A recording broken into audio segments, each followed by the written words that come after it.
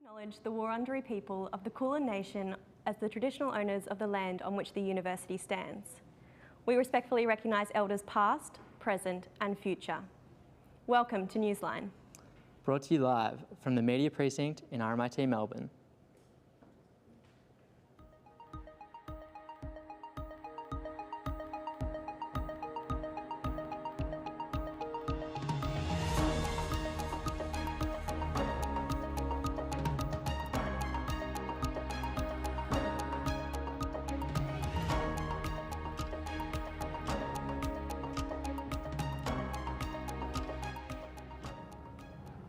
Hello and welcome to Newsline. I'm Amelia Hurst. And I'm Hugh Pearson. Today on the program, we'll be having a look at issues in Victoria's public transport, the litter in the Yarra River and Melbourne's drag scene. We'll also have updates across sports, international affairs and weather. But first, to today's headlines. To breaking news now. The Tamil refugee family that have been held in detention on Christmas Island have been granted a path home to Billawila after acting home. Affairs Minister Jim Chalmers has said they will be able to live in their community on bridging visas. Former Prime Minister Scott Morrison instructed the Australian Border Force to reveal to voters a boat containing asylum seekers had been intercepted in an attempt to secure marginal seats. Voters received a text message stating a vessel had been intercepted in a likely attempt to illegally enter Australia from Sri Lanka. The move by the former coalition government was criticised by the Australian Border Force and the Australian Defence Force. Home Affairs Department Secretary Mike Pizzullo will now conduct an inquiry into the disclosure of operational on-water matters, after it was ordered by the new Labor government. Prime Minister Anthony Albanese described the robo-text message as disgraceful. Nationals leader Barnaby Joyce's abilities are being questioned ahead of a party meeting in Canberra next Monday. Although the National Party retained all of their 16 electorates, former Veteran Affairs Minister Darren Chester confirmed his intentions to oppose Joyce, telling the Sydney Morning Herald and The Age that it was time for a change. Chester said, "We need to be honest with each other in the party room and take some responsibility for the Liberal losses in the city." Joyce has been the leader of the National Party since 2021. US politician Beto O'Rourke challenged Texas Governor Greg Abbott at a press conference on Wednesday. The press conference followed the tragic Robb Elementary School shooting on May 24th, where 19 children and 2 teachers were killed. Approaching the stage, O'Rourke told the governor that the shooting was totally predictable and that he was doing nothing to ensure that the incident doesn't occur again. Following the interference, O'Rourke was escorted out by police, with the governor trying to shift focus onto the healing and hope of the victims. According to data from the Centre for Disease Control and Prevention, firearms are now the leading cause of death for children aged 1 and older in the US. Hollywood is in mourning after US actor Ray Liotta died suddenly at age 67. The Goodfellas and Field of Dreams star died in his sleep in the Dominican Republic. The late actor was in the Caribbean nation shooting an upcoming film. Hollywood stars paid their respects to Liotta after the news broke early this morning. Goodfellas co-star Lorraine Bracco said in a tweet this morning she was utterly shattered to hear the news of Liotta's passing. And season 4 of Stranger Things will be released tonight after a 3-year hiatus. Netflix are counting on the sci-fi show to be a hit after a recent run of negative press and declining subscribing numbers. Episodes will run for at least 1 hour, with the longest episode recorded to be 2.5 hours long. But viewers will be forced to wait to finish the season, with only the first 7 episodes being released tonight. The final 2 episodes are expected to be released on July 1st. As urban sprawl and development in Melbourne's western suburbs continues, accessibility to reliable public transport services has plagued many residents moving into the area. Jordan Zock with the story. 2020 census data has identified the city of Wyndham as having the 3rd largest population increase in Australia. The expanding metro area has however been plagued by a lack of planning around public transport to accommodate the booming population. As bare paddocks continue to be developed, new residents to the area quickly come to realise a V-Line service accessible via 2 train stations and infrequent bus services are not acceptable to their suburban area. Local Wyndham resident Shade moved into the area 5 years ago and struggles with the lack of both buses and trains near her home. makes me sad because I don't want to rely on my friends and family to take me places. I want to learn how to travel. Shade has a disability and relies upon her NDIS support workers to help her get around. It hurts inside because I don't know how to take a bus to places. These lack of public transport connections rob residents like Shade of their freedom and independence, something she believes is not acceptable in an expanding, developed area. Spokesperson for the Public Transport Users Association, Daniel Bowen, believes the current V-Line setup is inadequate for the growing metropolitan area. What you've got at the moment is you've got V-Line, which is really a regional rail operator operating a suburban service into those suburbs, and that's not ideal. Bowen believes lobbying by residents can help to bring to light issues and gain support for these much-needed upgrades. But ultimately, yeah, it really helps to see local residents getting behind calls for those upgrades. That's really how you get them delivered. Both state and federal governments at this stage have no concrete funding or plans to bring desperately needed public transport upgrades to the area. Jordan Zock, RMIT Newsline. We're heading to a short break now. Coming up, we'll be hearing about coal mines in Latrobe. Stay with us.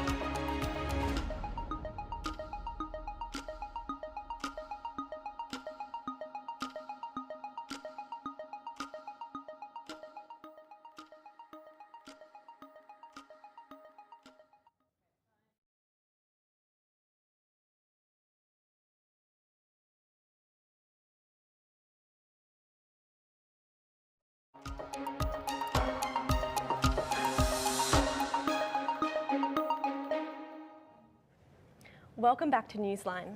The Latrobe Valley is home to the 3 largest mines in Victoria, all of which are facing closure. Some feel that the environmental and financial burdens of rehabilitating these mines is being miscalculated. Charlie Williams reports. I'm standing in the Latrobe Valley where, beneath my feet, are some of the largest brown coal deposits on the planet. Deposits that have been exploited for the last 150 years and, at their peak, provided Victoria with over 90% of its electricity needs. But with a shifting political, environmental, and economic climate, this community may be facing a transition that it's unprepared for. With the closure of Hazelwood Mine in 2017 and Yallourn and Loy Yang mines set to close in 2028 and 2042 respectively, the surrounding community is one of the first in Australia to be facing large-scale decommissioning and rehabilitation of mines. In anticipation of such a large shift, Minister for Resources Jarla Pulford announced enhanced provisions to the Mineral Resources Act earlier this month. In part, the provisions address the repair cost to land and environment once the mines are shut down, costs that are covered by energy companies in the form of bonds. But the accuracy of these cost estimates has been called into question, and some fear underestimation may leave Victorian taxpayers covering much of the cost of rehabilitation. The bonds in the Latrobe Valley will likely serve as an example for all of Australia. So there's these massive unfunded liabilities. Like in New South Wales, it'll be about $5 billion is held in bonds for mines. And that the lion's share of that would be coal, but the true liability is a multiple of that. And depending on who you talk to as to whether it's a multiple of 2, 5, 10 or more. Yallourn, which was originally hit with a bond of $11.4 million, saw that same bond increase to $148 million in 2017. Some in the community feel that the uncertainty surrounding these liabilities is a result of decades of minimal planning on the part of the state government. Why have we never had enough rehabilitation bonds put out there? Because ultimately, that's why all these new things are put in place, because they haven't been managed. As the turbines stop and the smokestacks clear, a fair and just transition for the Latrobe Valley may come at a steep cost for Victorians everywhere. Charlie Williams for RMIT Newsline. And now we have Lauren Formaker joining us for international news. American actor Kevin Spacey has been charged in the United Kingdom with sexual assault against 3 men. The alleged incidents took place in London between March 2005 and August 2008, and in Western England in April 2013. The 62-year-old, who has won Oscars for Best Actor in American Beauty and Best Supporting Actor in The Usual Suspects, has previously denied all accusations. 11 newborn babies have tragically died in a hospital fire in the western city of Tivaouane in Senegal. The fire broke out in the neonatal section of Abdou Aziz Sy Dabakh Hospital, 120 kilometres from the capital Dakar, on Wednesday. 2 Russian soldiers have pled guilty to bombing a town in eastern Ukraine. This is the second war crimes trial since the Russian invasion began. The shelling destroyed an educational establishment. A verdict is expected on May 31st. Testimony has wrapped up in the defamation trial of Amber Heard and Johnny Depp. Heard returned to the stand for the final hours of testimony on Thursday morning.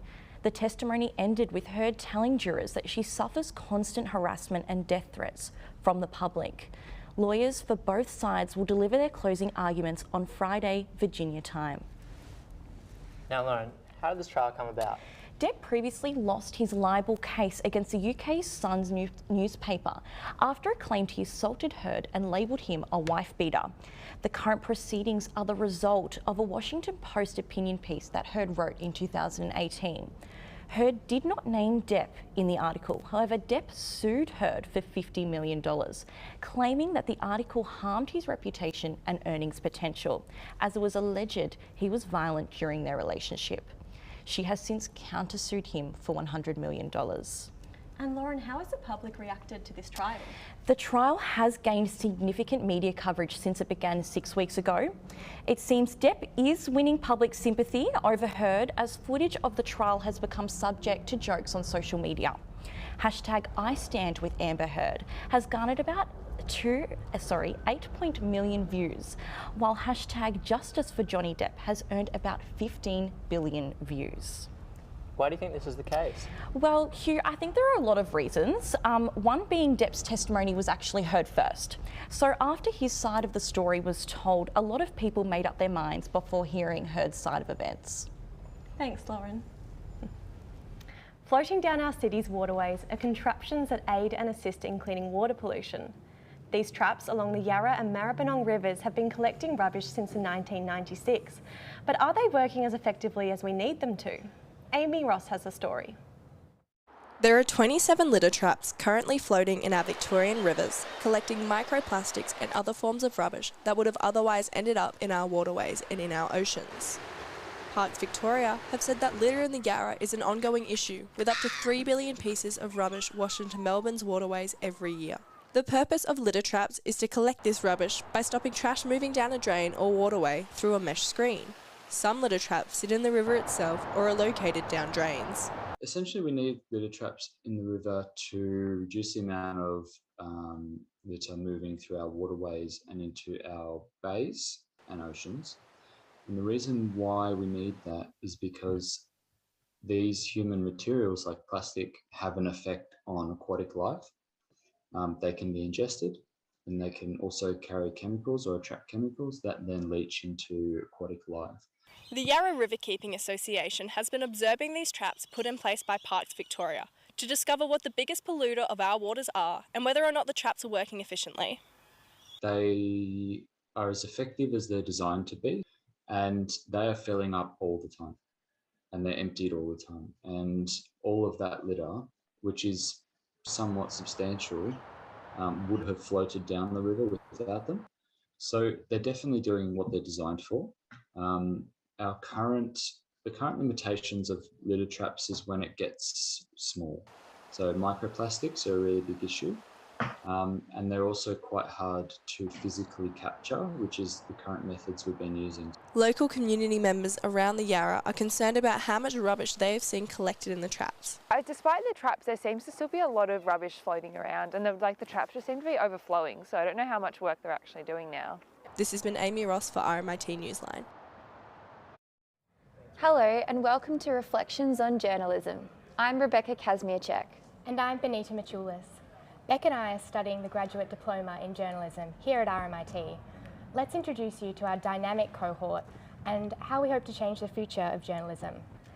We're a close-knit group of only 8 with such a diversity of interests. I know you've written a feature, Beck, about the recognition of chronic fatigue syndrome. How was that experience? It was actually really interesting to dive into this issue, especially because rising long COVID cases are now shining a light on people with chronic fatigue.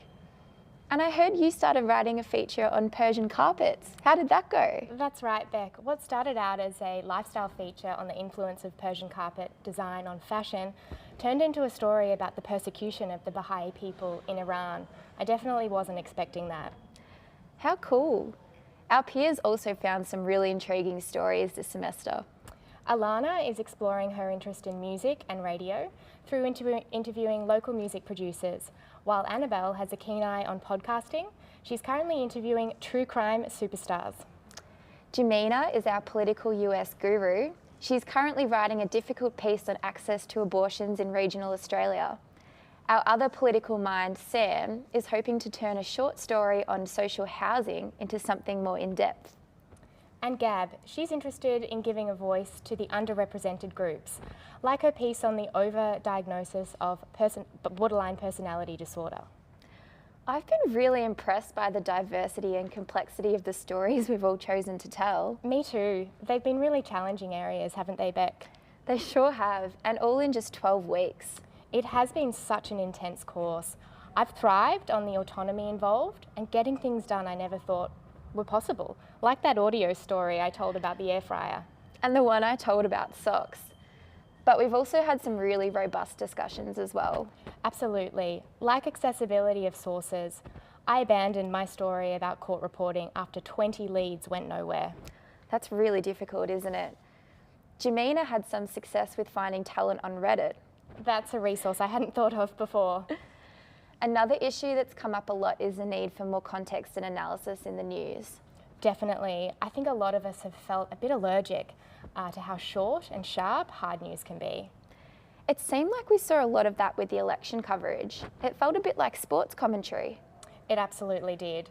But the exciting thing is we're not so confined by word limits anymore. We can deep dive into long features or really creative audio stories. As long as publications are willing to pay for it and support it though, it is a business after all. I mean, what if gotcha journalism sells more? I'm personally terrified of TikToks. Oh, me too. I think that's what we can really bring to journalism though, a demand for slowed down news with more context and different voices, because people are definitely getting sick of it. I know I am. I agree. I think we've all got these really exciting tools. We just need to make sure we're using them in a way that serves the public interest and creates great journalism. Here's hoping. I must say, I've caught the journalism bug, Beck. I want more. I hear you. I can't wait for what's ahead. Still coming in Newsline, increasing popularity of rock climbing in Melbourne, roundup of news and other stories. But for now, time for a short break. Stay with us. We'll have more after the break.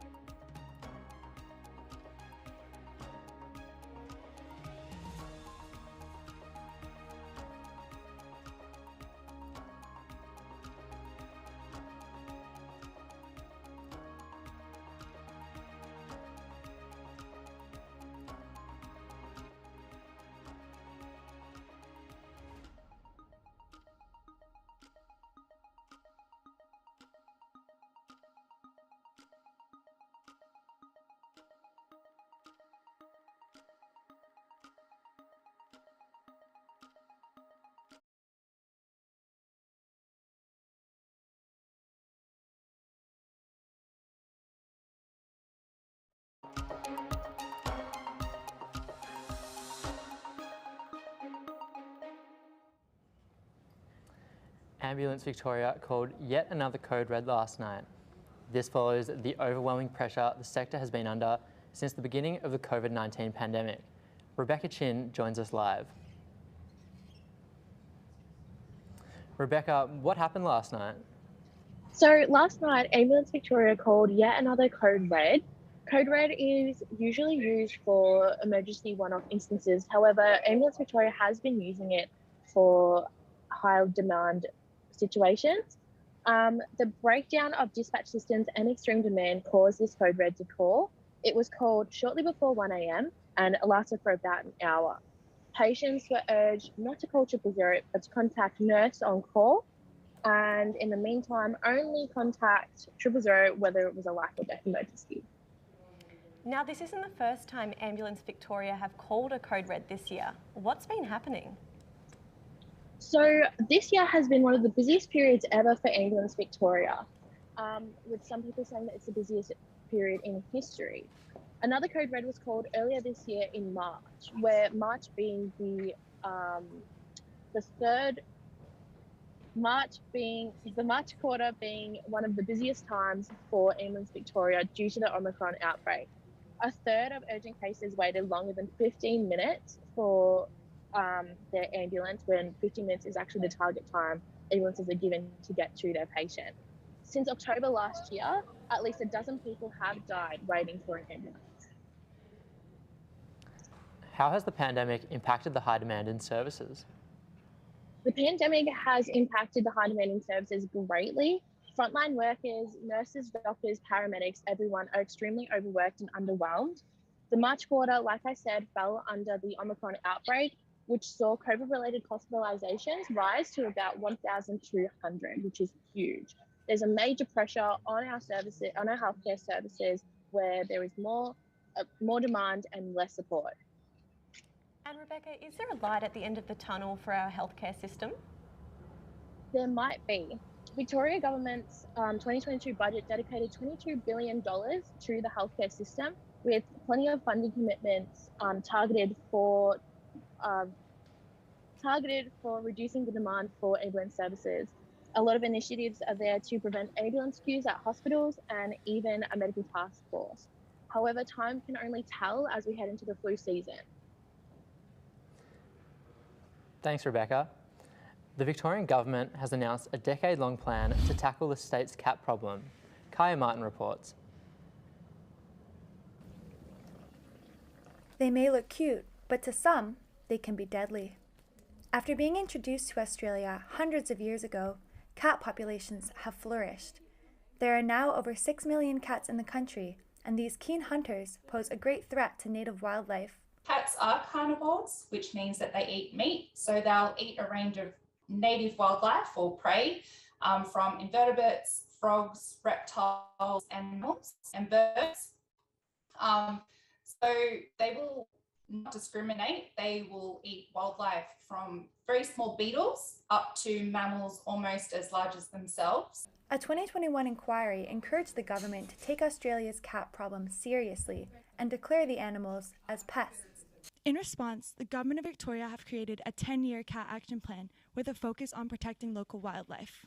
The development of the plan will cost $1.3 million and will be done with the help of the RSPCA, who are strong advocates for desexing. Things like desexing cats and funding for desexing of cats. So there are many people that want to have a cat, but of course the cost of desexing is prohibitive to them, or other socioeconomic issues, for example, transport and so on. So if the plan is going to be able to provide mechanisms for people to keep their cats in their homes safely and responsibly, we really welcome that.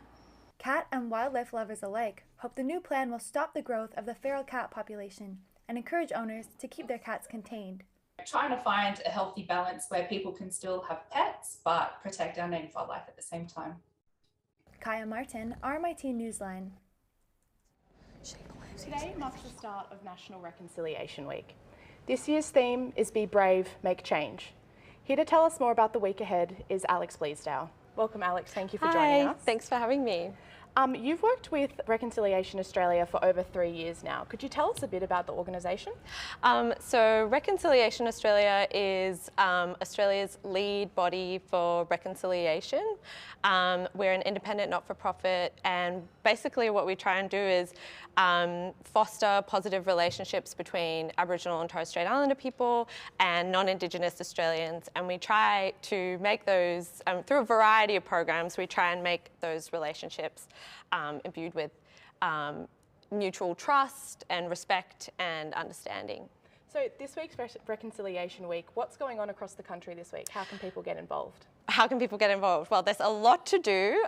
First of all, National Reconciliation Week is a time for all Australians to come together and celebrate our shared cultures and histories and stories. And it's also a moment to sort of stop and reflect and think, you know, what have I been doing how have I been contributing to reconciliation for the past year, and what can I do in the year ahead? And there's so much you can do to get involved.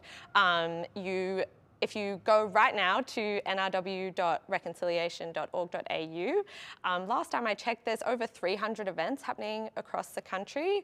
And if you have a look on there, and there's still something, you know, there's walks, there's webinars, there's, you know, cultural events. But if you still see, if you're still at a loss for what to do, why not host your own event? Yeah. Could you tell us a little bit more about this year's theme? What does it mean? So this year's theme is Be Brave, Make Change. And it's basically a challenge to all Australians to, whether you're an individual, community member, part of a family, to be brave, to tackle the unfinished business of reconciliation so that we can make change for the benefit of all Australians. So what can individual people do to contribute to achieving reconciliation in Australia? Really good question, Bridget.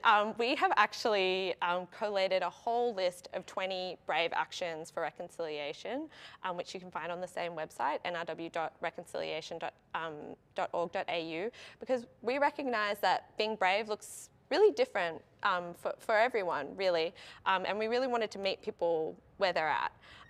So if you go on there right now, there's 20 actions, and they range from things like, learn about the true history of your hometown, to, call out racism wherever you see it. So, you can, depending on where you're at on your own individual reconciliation journey, you can commit to, 2 of those actions for the year ahead, or you can, hopefully you'll commit to all 20 of them. So how is Reconciliation Week different this year compared to other years?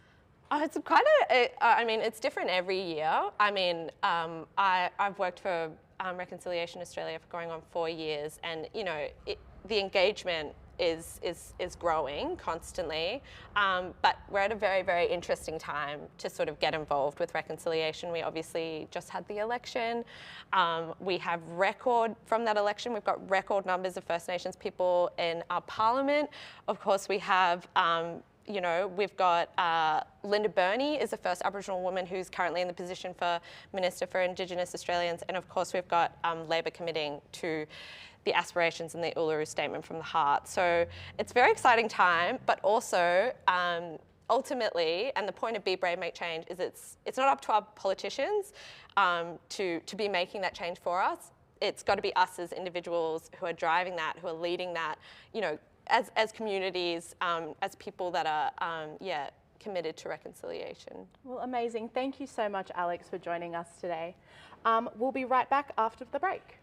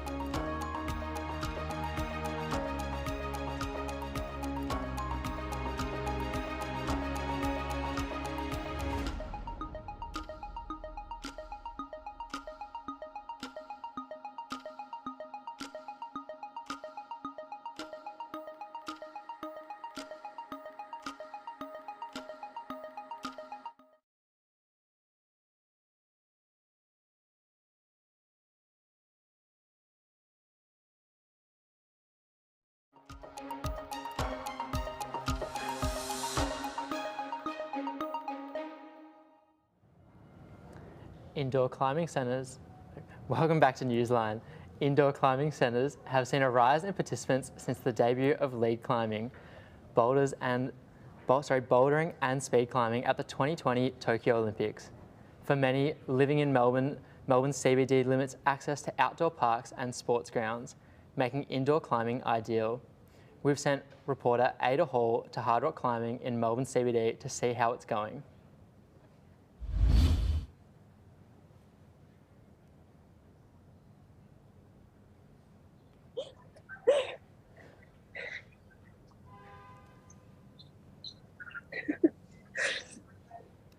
So Ada. Hi guys, how you going? What's the atmosphere like there? Is there a large crowd this afternoon? It is great, as you can see. Yes, it is great here today. We've got a lot of people over behind us having a climb. It was busy this morning too when I came down to film some footage. So yeah, the vibes are really great here today. Now, Ada, we know that there's been a rise in rock climbing and bouldering. Has Hard Rock seen a spike of a specific age group participating? Yes, so I spoke to the owner, Anna, this morning, and she said there's a lot of young people starting to come through the organisation, which is great to see. But besides that, there's still been a spike in older people, middle-aged people, young people coming and participating here. And it's really great. The organisation's booming right now. They even were booming through COVID because this place is the hotspot to come to. Why do you think city dwellers are drawn to these sports? Well, we live in an urban landscape here in the CBD, so people from around this area don't have much space to go outdoors and exercise. So coming here is a great opportunity for them to have fun, all ages are welcome, and get fit and have exercise. The total number of competitive climbers has tripled in the past few years. Does Hard Rock offer training for these athletes? Yes, they do. As I said before also, there is a lot of young people coming through who will be the potential next Olympians. So they do offer individual lessons for competitive trainers as well as classes. So yeah, anyone can really come down and do it, and yeah. Thank you so much, Ada. Now it's time for sport.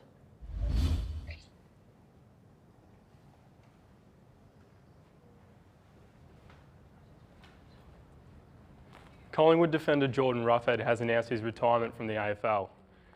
The former Western Bulldogs defender and 2016 Premiership player broke the news to his teammates this morning. The 31-year-old has battled with several shoulder injuries and underwent surgery earlier this year. In tennis, Bernard Tomic has called out Nick Kyrgios, challenging him to a $2 million grudge match.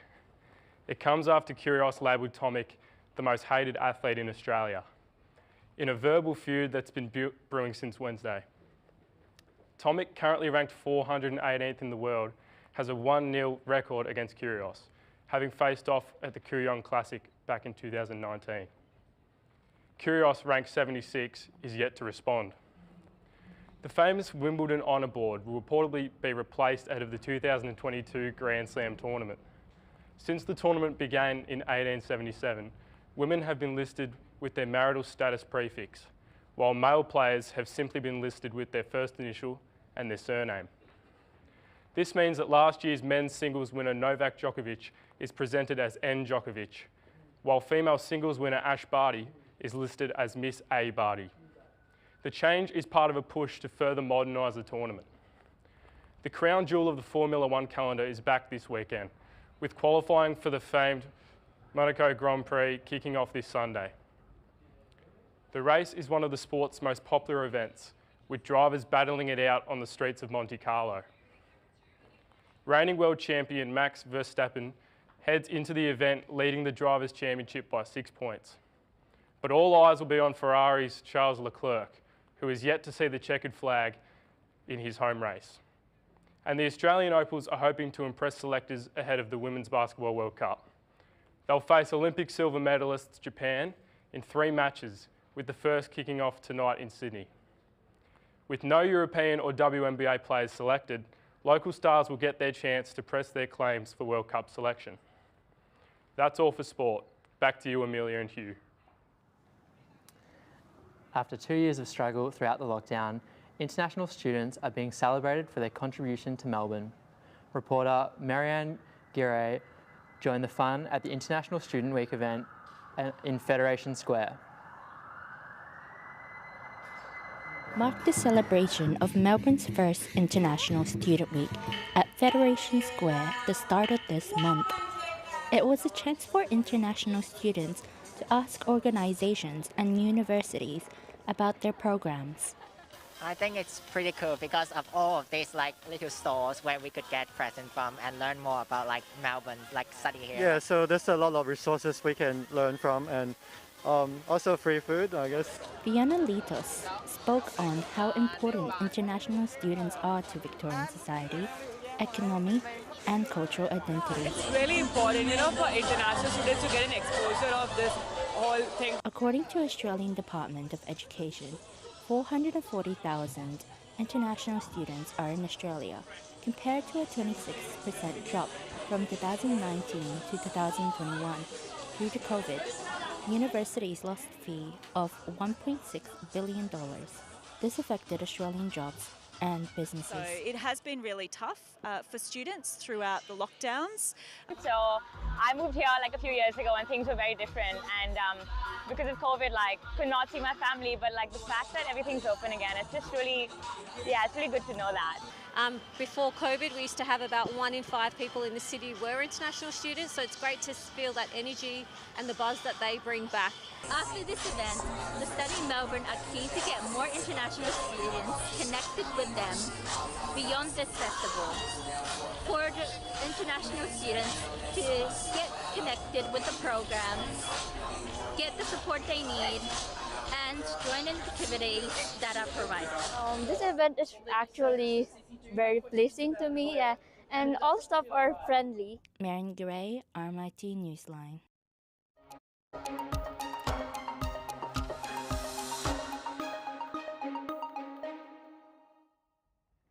Good afternoon and welcome to the Roundup. I'm Lachlan Patrick. And I'm Lulu Graham. Here on the Roundup, we're going to be covering some of the biggest stories across tech, arts and more. But first, let's take a look at today's headlines around the globe. The South China Morning Post is covering a speech from Premier Li Keqiang, who is reinforcing China's need to prevent economic recession. However, the Post reports Li is showing no intention of changing the zero COVID policy and harsh lockdowns, despite growing discontent among Chinese citizens. The Guardian UK is reporting Prime Minister Boris Johnson has denied being aware of a party culture in Downing Street during last year's COVID lockdowns. His denial comes after the release of a report from Commissioner Sue Gray, who found government officials drank until they vomited at a series of office events last year. Now to Peru. Andina's front page features a call for calm from the presidential office following an earthquake in the southern region of Ayaviri. The government is assessing the damage caused by the 6.9 magnitude quake. The Wall Street Journal is remembering the 21 victims of Tuesday's shooting at a Texas primary school. This front page from overnight covers the continuing investigation into the shooter. But more recent reports this morning turn the spotlight on police, with questions raised about why authorities waited 40 minutes to enter the school. French newspaper Le Monde features live updates of heavy fighting in the Donbass in Ukraine. Ukrainian President Volodymyr Zelensky says Russia has committed civilian mass killings and genocide in the area, decimating the city of Severodonetsk with shelling. And that's it for today's front page world news. Let's turn to the latest news in tech, the arts and political satire. We'll start with technology. Heading to Silicon Valley, Twitter has agreed to pay $150 million to regulators to settle data misuse allegations. Our reporter Joshua Allen has more. How are you, Josh? Thank you, Lachlan. I'm good, thank you. So what's going on? So the US Federal Trade Commission has said that Twitter collected users' data in their emails and their phone numbers in order to safeguard their accounts through two-factor authentication. But it's alleged that Twitter instead used that data to target users with advertising for a period of 6 years from 2013 to 19. Those are some quite serious allegations. So how's Twitter responded? Have they released a statement? They certainly have. So following the ruling, Twitter released a statement saying that they'll make enhancements to ensure people's data remains secure and their privacy protected. We've heard Twitter and Facebook come out with similar lines of dialogue in the past when we've had data breaches, so it'll be interesting to see how they follow through with this. Now, on to our next story. Netherlands police have turned to technology to help solve a 19-year-old cold case. What's the case they're trying to crack here?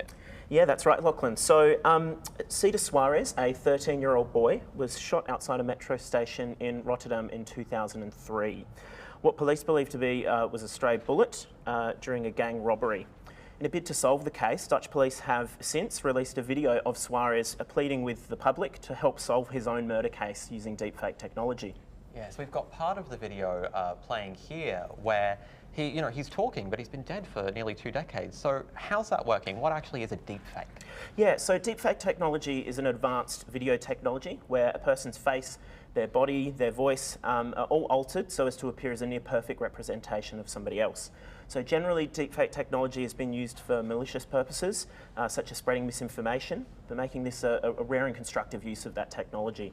The deepfake has generated a lot of interest, and police have already received 12 tips in the few days since the video has been posted. Thanks for that, Joshua.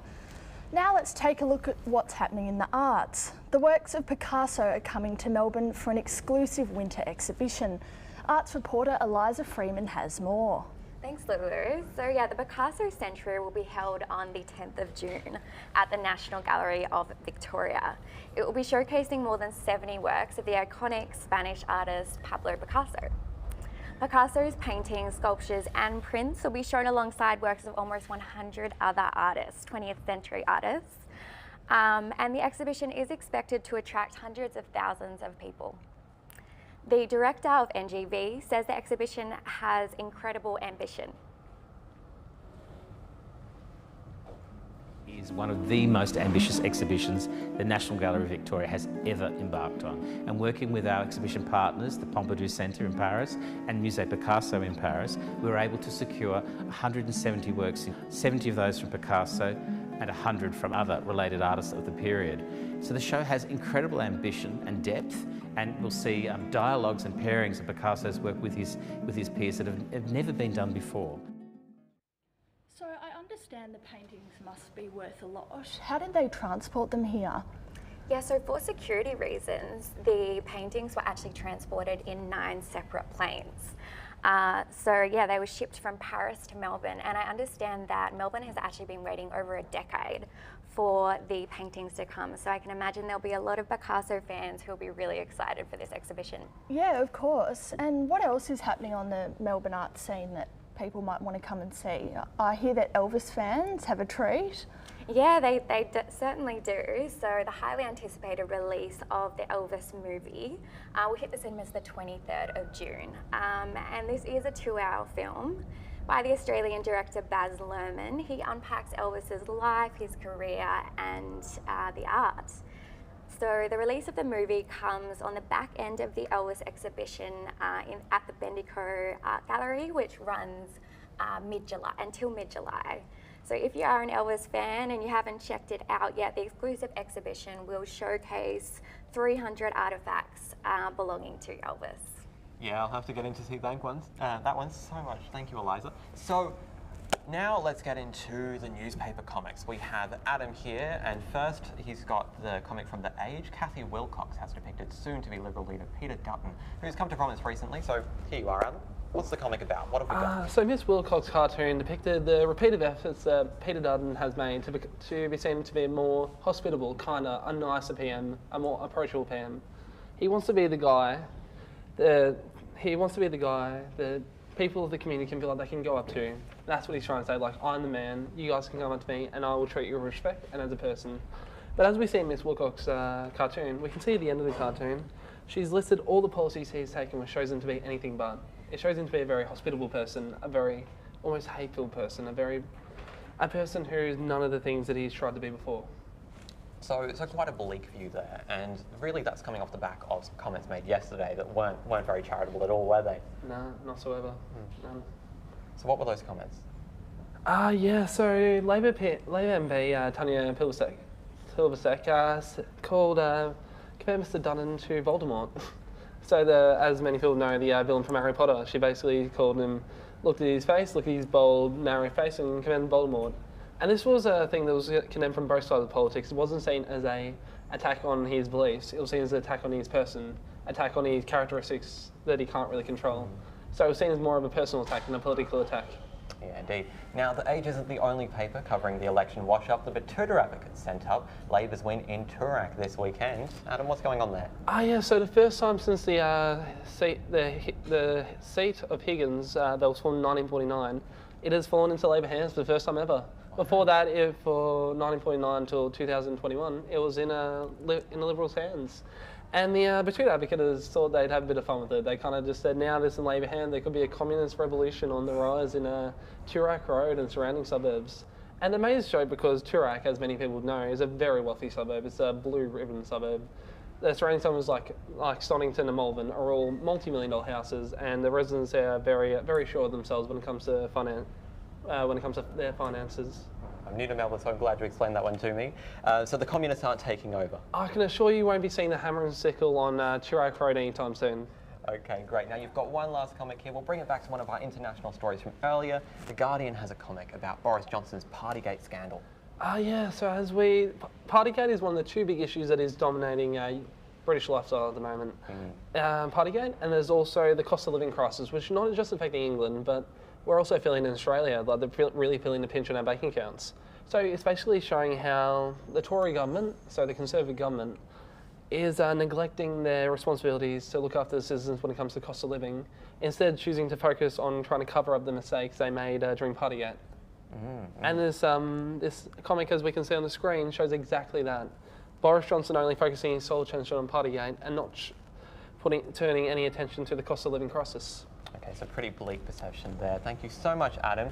That is our roundup for today. Thank you so much to our other reporters, Joshua Allen on tech, Eliza Freeman on arts, and of course Adam Miller here on the comics. For the roundup, I'm Lachlan Patrick. And I'm Lulu Graham. We're going to take a short break now, then we'll be back with a story on umpire abuse, Australia's drag scene, and Brigitte Hare with the weather.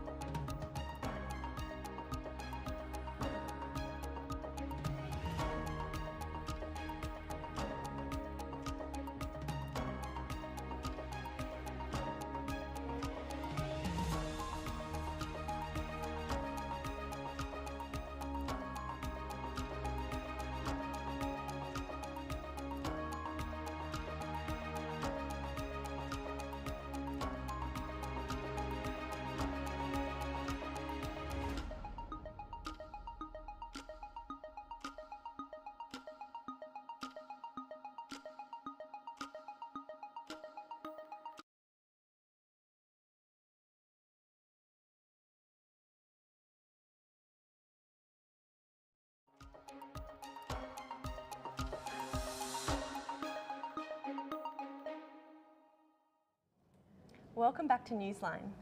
An umpire shortage has struck the AFL in recent weeks, affecting all levels of the game. Reporter Paddy Grindlay with more. Australian football umpires are in high demand, with local football leagues reported to be short by over 6,000 umpires, according to the AFL.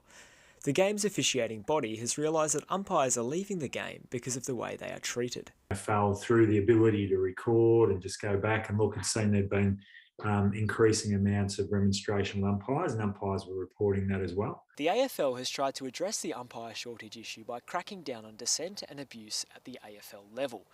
This is intended to have impact at the lower leagues, but, as I found out, the issue may not be as simple as just abuse. Industry experts say that work needs to be done to support umpires' development to keep them in the profession, especially for younger umpires where age and study-related factors are involved.